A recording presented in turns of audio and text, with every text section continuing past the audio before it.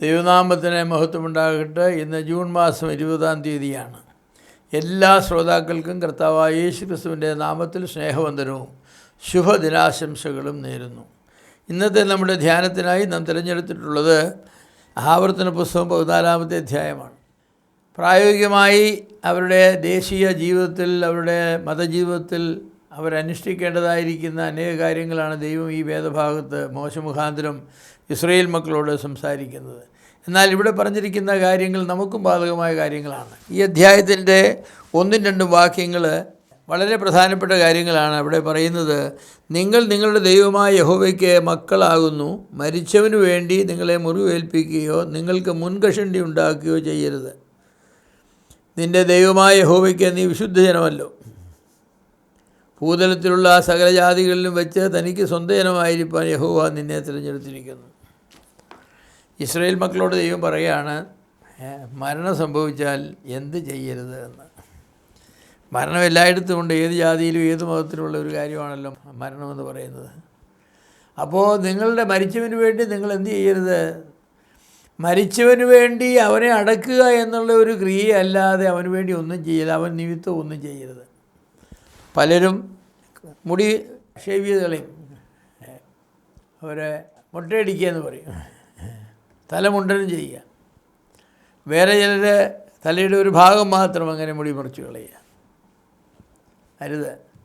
അപ്പം ഞാൻ പറയുന്ന അന്നത്തെ കാലത്ത് മരിച്ചവർക്ക് വേണ്ടി മരിച്ചവർ നിമിത്തം അവർ ചെയ്തിരുന്നതായിരിക്കുന്ന വളരെ ചെറിയ കാര്യമാണ് തലമുണ്ടനം ചെയ്യുകയും അതുപോലെ തന്നെ മുടി വടിക്കുകയും താടി ചരിച്ച് കളയുകയൊക്കെ എന്ന് പറയുന്നത്.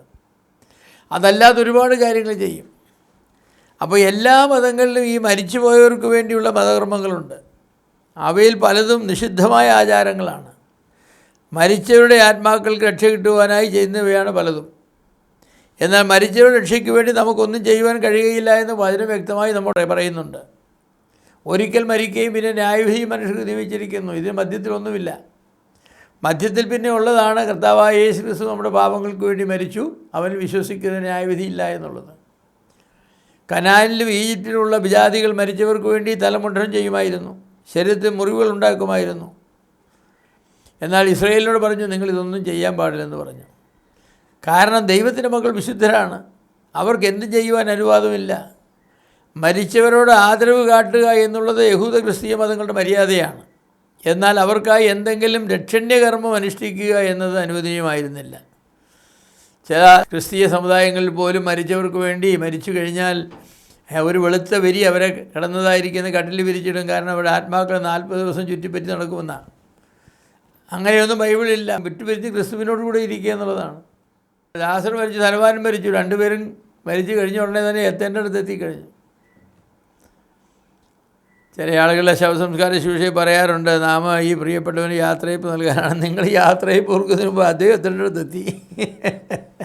മരിച്ച ഒരാഴ്ച കഴിഞ്ഞായിരിക്കും ശവസംസ്കാരം, അല്ലെങ്കിൽ 2 ദിവസം കഴിഞ്ഞായിരിക്കും, 1 ദിവസം കഴിഞ്ഞായിരിക്കും. ഇവിടെ ശ്വാസം വിട്ട് കഴിയുമ്പോഴേ അവിടെ എത്തിക്കഴിഞ്ഞു. ഇനി ഈ യാത്രയപ്പ് ആർക്കാ?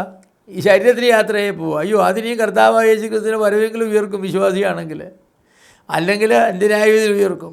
അതിന് നമുക്ക് യാത്രയപ്പ് കൊടുക്കണ്ട. പിന്നെ നമ്മൾ ചെയ്യുന്നത് എന്താണ്? നല്ലൊരു വാക്യമാണ് ശവസംസ്കാരം എന്നുള്ളത്. ശവസംസ്കാരം എന്നുള്ളത് ബറിയൽ, അതുമാത്രമാണ്. മാന്യമായ നിലയിൽ മരിച്ചവരുടെ ശവം കൊണ്ടു നടക്കുക, ജീവിച്ചിരിക്കുന്ന മനുഷ്യർക്ക് ദോഷം വരുത്താത്ത വിധത്തിൽ അത് മറവ് ചെയ്യുക, അതുമാത്രമേ നമുക്ക് ചെയ്യാനുള്ളൂ. അതല്ലാതെ ഒന്നും ചെയ്യരുതെന്നാണ് ദൈവം പറഞ്ഞിരിക്കുന്നത്. ഇസ്രായേൽ മക്കളോട് പറഞ്ഞത് അതാണ്. ദൈവമക്കൾ വിശുദ്ധരാണ്, അവർക്ക് എന്തും ചെയ്യാൻ അനുവാദമില്ല. അവർക്ക് രക്ഷയ്ക്ക് വേണ്ടി യാതൊരു രക്ഷണ്യകർമ്മവും ചെയ്യാൻ ബൈബിൾ പറയുന്നില്ല, ചെയ്യാൻ യാതൊന്നും പറയുന്നില്ല. അവരെ അടക്കുക എന്നുള്ളതല്ല, വേറെ ഒന്നും ചെയ്തില്ല. ഇന്ന് മരിച്ചവർക്ക് വേണ്ടി ചെയ്യുന്ന ക്രിയകൾ മിക്കതും ജീവിച്ചിരിക്കുന്നവരെ അശുദ്ധരാക്കുന്നതാണ്. അങ്ങനെയാണ്.